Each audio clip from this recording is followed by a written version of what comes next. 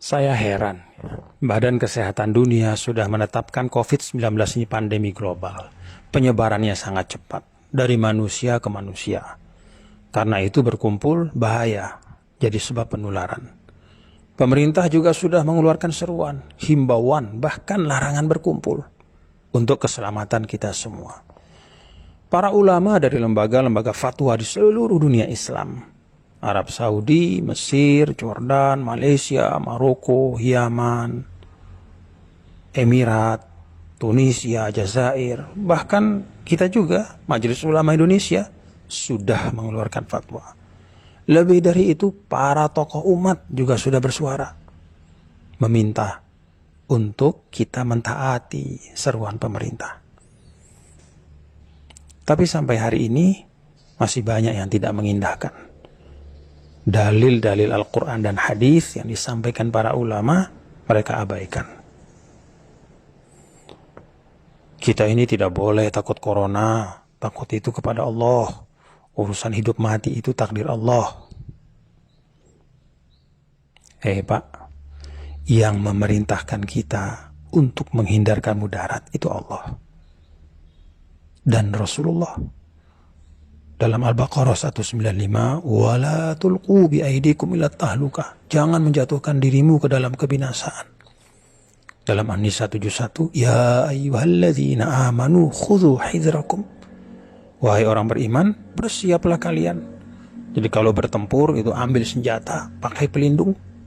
Karena itu Nabi maju ke medan tempur itu pakai pedang, perisai, baju besi. Beliau pakai migfar, itu topi baja, untuk melindungi dari musuh. Apakah itu artinya Nabi kurang tawakal, takut kepada manusia, melebihi takut kepada Allah? Kan tidak. Saat hijrah kalau kita lihat, Nabi juga perginya diam-diam, tengah malam, lewat jalan yang tidak biasa, supaya tidak ketahuan orang Quraisy, supaya nggak ketangkap. Apa itu artinya Nabi penakut? Pada saat penyakit menular, kata Nabi, firro minal majzum, firoroka minal asad. Hindari orang yang kena penyakit menular seperti engkau menghindari seekor singa. Jadi menghindarkan diri dari kebinasaan, dari penyakit, berikhtiar menghindar dari wabah, itu adalah perintah agama. Ada lagi yang bilang, tapi kan kita wajib makmurkan masjid, sholat berjamaah di masjid.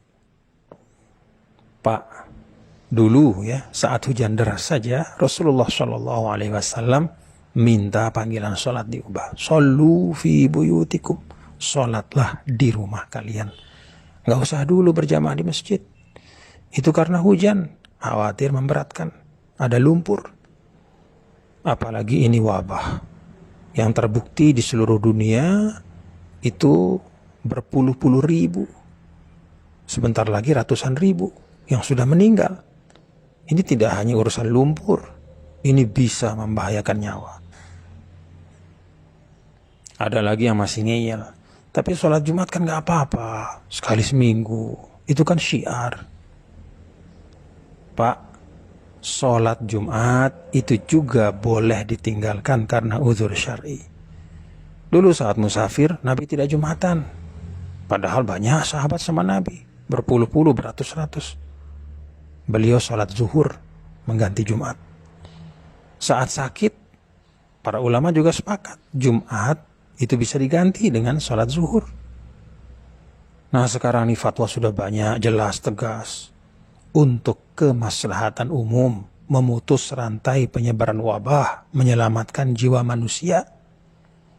Apalagi penyakit ini kan ada yang disebut asimptomatik, nggak kelihatan gejalanya, padahal dia sudah bawa virus. Karena itu, mari kita ikuti fatwa para ulama kita, ikuti seruan pemerintah, dengar pendapat dari para ilmuwan. Saya malah bayangkan ya, ini orang-orang yang berkeras tetap Jumatan. Kalau mereka hidup sama Rasul dulu, mungkin Rasul SAW sendiri mereka lawan. Pada waktu musafir misalnya, ikut musafir sama Nabi, Nabi tidak sholat Jumat, mungkin mereka demo, protes sama Nabi. Kalau mereka dulu hijrah sama Nabi, mungkin mereka protes, kok Rasul pergi tengah malam, kok takut sama manusia.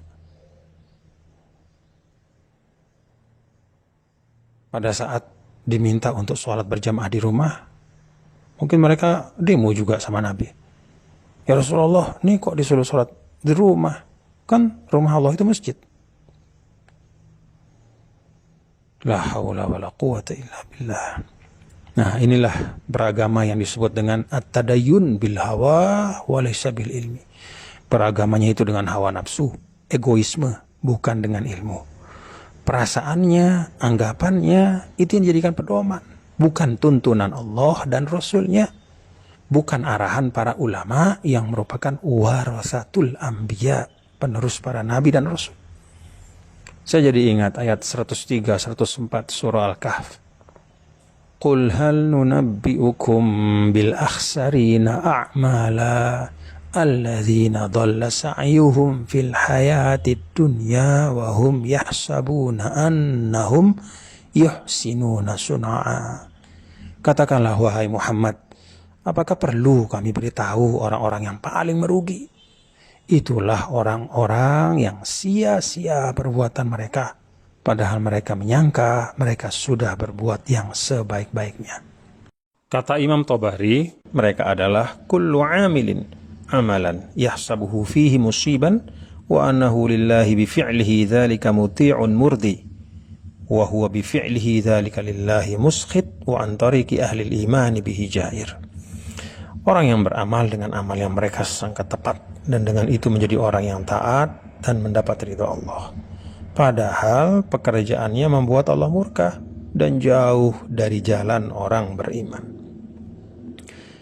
Mari kita taati fatwa para ulama kita, ikuti seruan pemerintah, simak kata para ilmuwan sebagai ikhtiar. Semoga wabah ini segera berlalu dari tengah-tengah kita.